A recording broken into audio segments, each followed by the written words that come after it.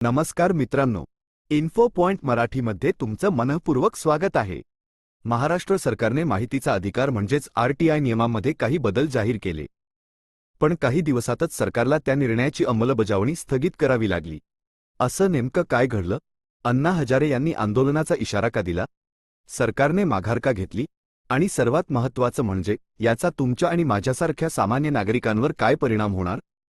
आजच्या व्हिडिओमध्ये आपण या संपूर्ण प्रकरणाचा कालानुक्रमे आणि सोप्या भाषेत आढावा घेणार आहोत, त्यामुळे व्हिडिओ शेवटपर्यंत नक्की पहा। आरटीआय म्हणजे काय? आरटीआय म्हणजे राईट टू इन्फॉर्मेशन, म्हणजेच माहितीचा अधिकार। या कायद्यामुळे भारतातील कोणताही नागरिक सरकारी कार्यालयांकडून माहिती मागवू शकतो।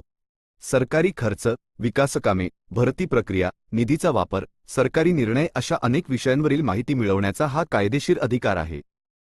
या कायद्याच्या माध्यमातून अनेक गैरव्यवहार आणि भ्रष्टाचाराची प्रकरणेही उघडकीस आली आहेत। त्यामुळे आरटीआय हा पारदर्शक प्रशासनासाठी अत्यंत महत्त्वाचा कायदा मानला जातो। सरकारने नेमके काय बदल केले आणि पुढे काय घडले?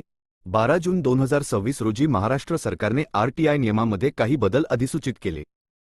या बदलानंतर माहितीचा अधिकार कमकुवत होऊ शकतो आणि माहिती मिळवण्याची प्रक्रिया अधिक गुंतागुंतीची होईल, अशी चिंता अनेक आरटीआय कार्यकर्ते आणि सामाजिक संस्थांनी व्यक्त केली। यानंतर 23 जून 2026 रोजी ज्येष्ठ समाजसेवक अण्णा हजारे यांनी मुख्यमंत्री देवेंद्र फडणवीस यांना पत्र लिहून या नियमांना तीव्र विरोध दर्शवला। सरकारने हे नियम मागे घेतले नाहीत तर 5 जुलै 2026 पासून बेमुदत उपोषण सुरू करण्याचा इशाराही त्यांनी दिला। या वाढत्या विरोधानंतर 2 जुलै 2026 रोजी मुख्यमंत्री देवेंद्र फडणवीस यांनी रती नियमांची अंमलबजावणी तात्पुरती स्थगित करण्याचे निर्देश दिले। तसेच अण्णा हजारे आणि संबंधित पक्षांशी चर्चा करून पुढील निर्णय घेतला जाईल, असे सरकारने स्पष्ट केले। त्यानंतर 3 जुलै 2026 रोजी हा निर्णय राज्यभरातील प्रमुख वृत्तमाध्यमांमध्ये चर्चेचा विषय ठरला आणि 4 जुलै 2026 रोजी सरकारने नियम स्थगित केल्यानंतर अण्णा हजारे यांनी 5 जुलैपासून सुरू होणारे नियोजित बेमुदत उपोषण पुढे ढकलण्याची घोषणा केली। हा निर्णय सरकारसाठी धक्का की लोकशाहीचा विजय? या प्रश्नावर वेगवेगळी मतं आहेत। काहींच्या मते नागरिकांच्या भावना आणि सामाजिक दबाव लक्षात घेऊन सरकारने योग्य निर्णय घेतला, तर काहींचं मत आहे की एवढा मोठा निर्णय घेण्यापूर्वी सरकारने अधिक व्यापक चर्चा करायला हवी होती। मात्र एक गोष्ट निश्चित आहे, लोकशाहीमध्ये नागरिक, सामाजिक संस्था आणि सरकार यांच्यातील संवाद महत्त्वाचा असतो। सामान्य नागरिकांवर याचा काय परिणाम होईल? सध्या तरी आरटीआय अंतर्गत माहिती मागवण्याची प्रक्रिया पूर्वीप्रमाणेच सुरू राहणार आहे।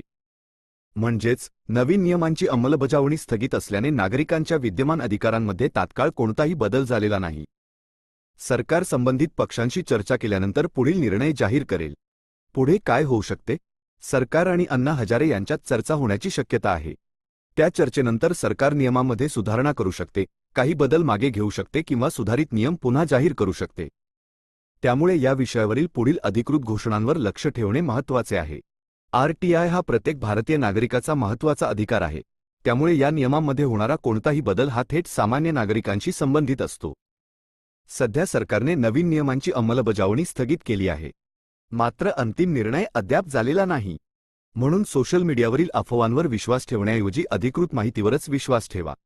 हा व्हिडिओ तुम्हाला माहितीपूर्ण वाटला असेल तर व्हिडिओला लाईक करा, शेअर करा आणि अशाच सरकारशी संबंधित महत्त्वाच्या बातम्या, योजना आणि विश्लेषणासाठी इन्फो पॉइंट मराठी चॅनेलला सबस्क्राईब करायला विसरू नका। धन्यवाद। भेटूया पुढच्या व्हिडिओमध्ये।